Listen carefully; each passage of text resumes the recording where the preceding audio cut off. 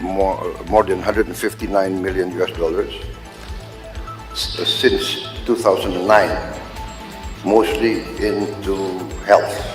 Allows to collaborate more closely.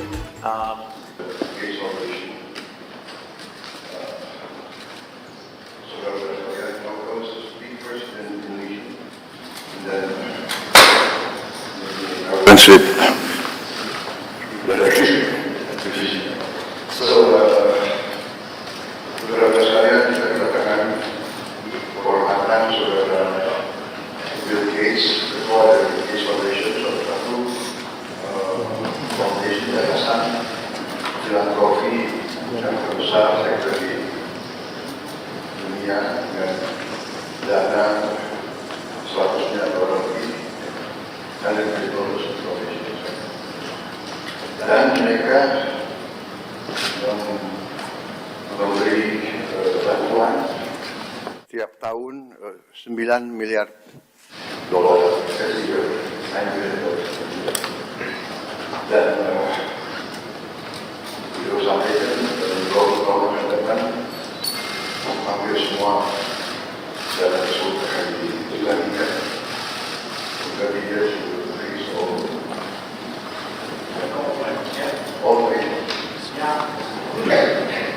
mengatakan diserahkan dari inilah apa ya pendekatan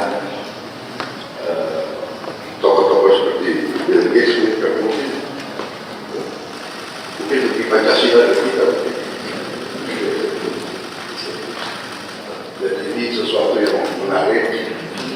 Nah, tadi saya bicara dengan beliau telah memberi hibah ke Indonesia senilai 159 juta dolar, di kesehatan 119 juta, pertanian 5 juta, teknologi 5 juta, bantuan sosial lainnya lintas sektor totalnya lebih dari 20 juta.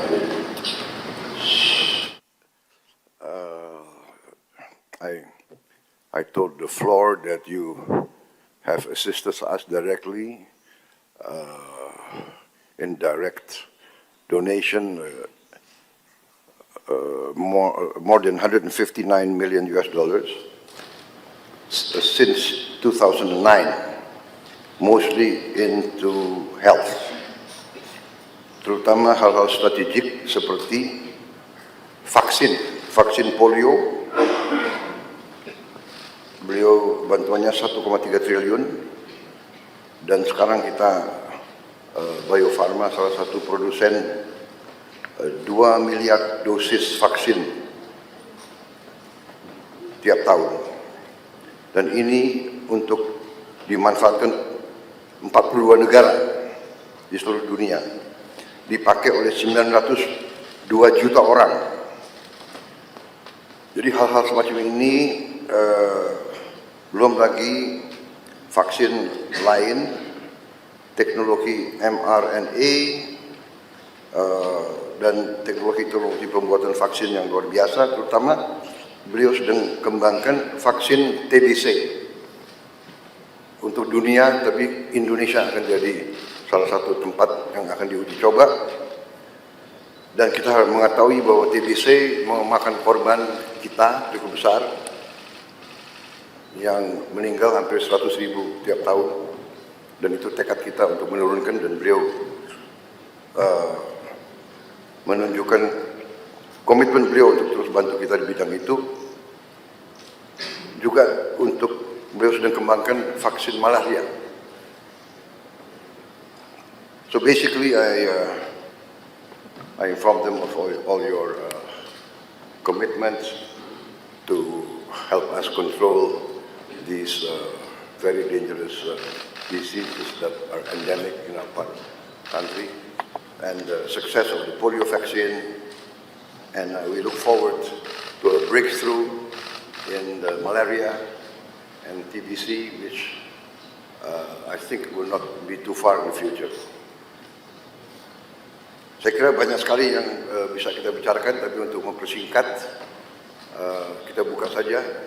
Maybe we invite you to give us a bit of your ideas, your vision for the future. And tadi saya sudah sampaikan keputusan saya sebagai Presiden Republik Indonesia karena dukungan beliau, bantuan beliau untuk Indonesia, tapi tidak hanya untuk Indonesia, untuk kepentingan manusia. Saya akan menggelar rapat Dewan Tanda Kehormatan karena saya ingin atas nama bangsa Indonesia memberi bintang tertinggi kita untuk seorang warga negara asing karena jasa-jasanya untuk bantu rakyat Indonesia dan rakyat dunia.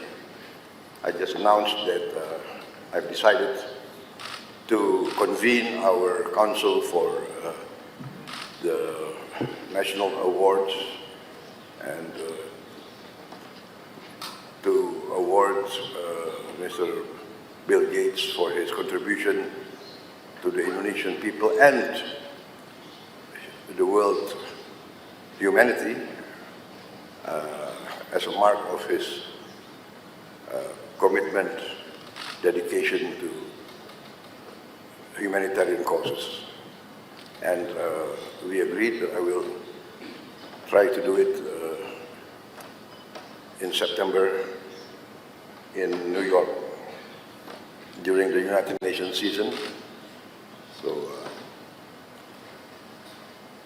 I think this is a lot, not a lot, all of us will be in agreement that you really deserve this for your contribution to the cause of humanity. Thank you very much. I invite you now to... Please. Well, thanks everybody for coming. I'm excited to be here and really appreciate the warm welcome the President has given me. It's an exciting week for me. I had a couple days up in Singapore. The foundation is putting a regional office in there that should allow us to collaborate more closely. The Gates Foundation got started in the year 2000, and so actually it'll be on Thursday after I leave here, I go to New York City, and we'll have a big event to celebrate the 25th anniversary of the foundation and talk about what we've achieved and what our focus will be as we spend the rest of our resources. As you've heard, we mostly work in health, and when I saw that my ownership of Microsoft would be very valuable, I had to ask, what could I do that would have high impact? And I learned about disease and childhood death, and that for many problems like malnutrition or malaria or tuberculosis, there was very little money going into that.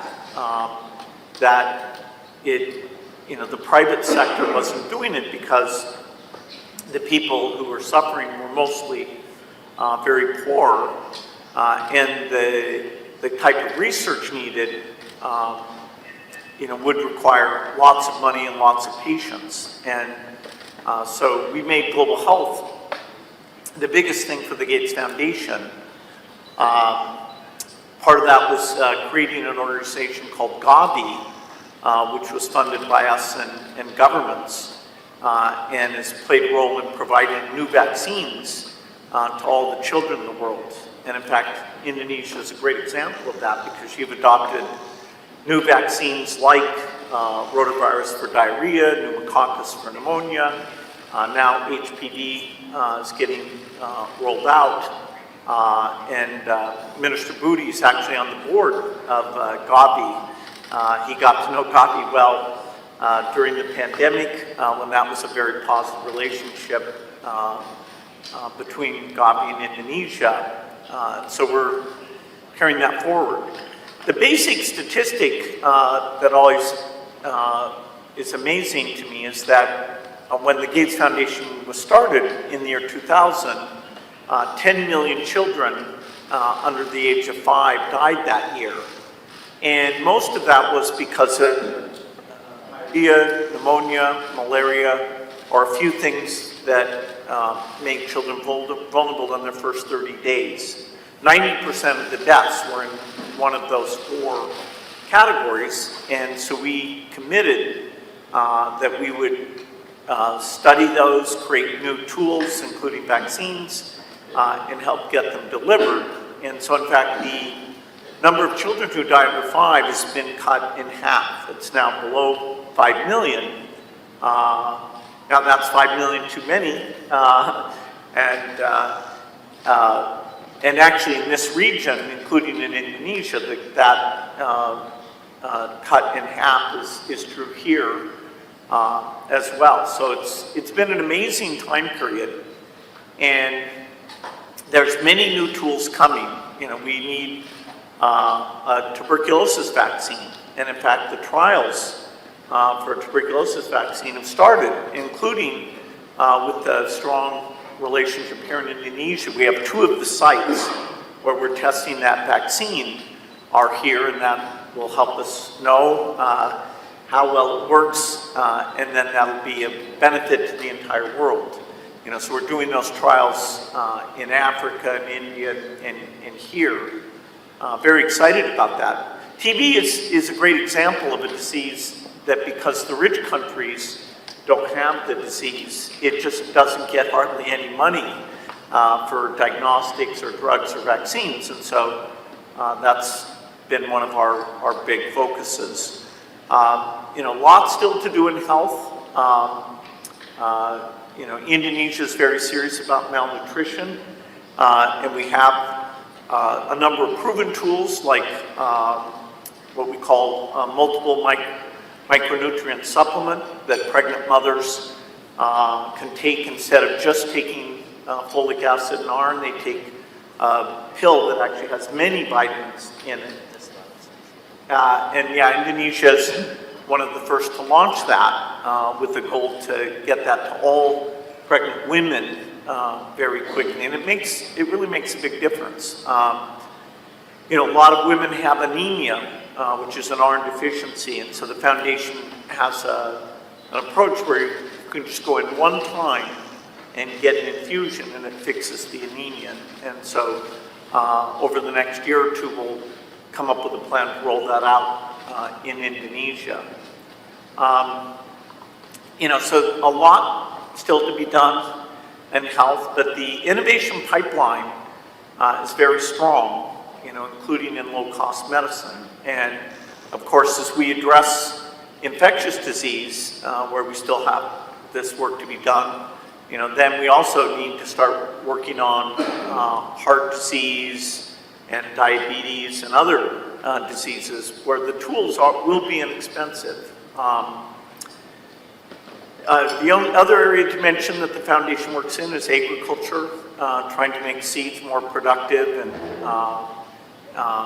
understand soils and make fertilizer more appropriate, cheaper, because of course many of the lowest income people in the world are farmers, and so if we can make their crop more reliable, more productive, and that's a great thing, including things like chicken and cows, because a lot of the protein and value they get comes from livestock. So it's another area we have good relationships in Indonesia, working on things like banana, where you have a great genetic variety that we can do better on bananas for Indonesia, but also helping avoid some of these diseases.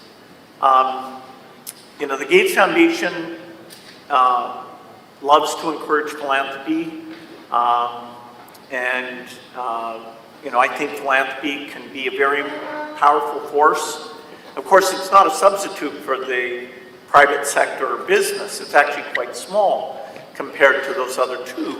And yet there are things like piloting new ways of doing education or piloting new medical tools where philanthropy can come in and do it in a unique way. And then if it works very well, over time, you know, government will change the educational approach or the health approach. You know, so, you know, and philanthropy can be a lot of fun. It can be very high impact. And so we've had collaborations, not just with the government, but also with some of the philanthropists in Indonesia. Dr. Tahir's worked with us over the years, the Tanoto Foundation, the Tahia Foundation, a number of you, and we look forward to expanding that. Philanthropy is growing quite a bit. For example, today in India, about half of the work we do is with philanthropists in India. And it's kind of a perfect combination because we understand the global science very well, and the local philanthropist understands how you communicate, how you work with the government. They can go and see, is it really working, is it not working? And so these collaborations, I'm hopeful that we'll have more of those in the future. Even though there's a lot of challenges in the world today, some of the aid budgets are being cut in the rich countries because of the Ukrainian war and other challenges. I actually am optimistic that even if in the short run, in some parts of the world, particularly Africa, that the death rate may actually go back up a bit. If we take a longer time frame, and look at the next 20 years, I think we can achieve a lot. We can finish polio. The only disease that was ever eradicated was smallpox, and so polio would be the second major disease. We're very close to doing that. And once we finish polio, we'd like to try and eradicate measles and malaria as well. We have some new tools for that. And of course, part of my optimism about the innovation is because we have now artificial intelligence.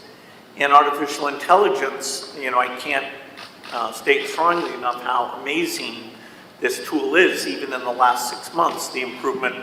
I know Satya Nadella from Microsoft was here last year talking about data centers and working with the government on those, some of those things. But the AI is going to help us discover new tools, and even in the delivery of health and education and agriculture advice, we'll be using AI. So, I've really enjoyed the philanthropic work, and I look forward to doing more.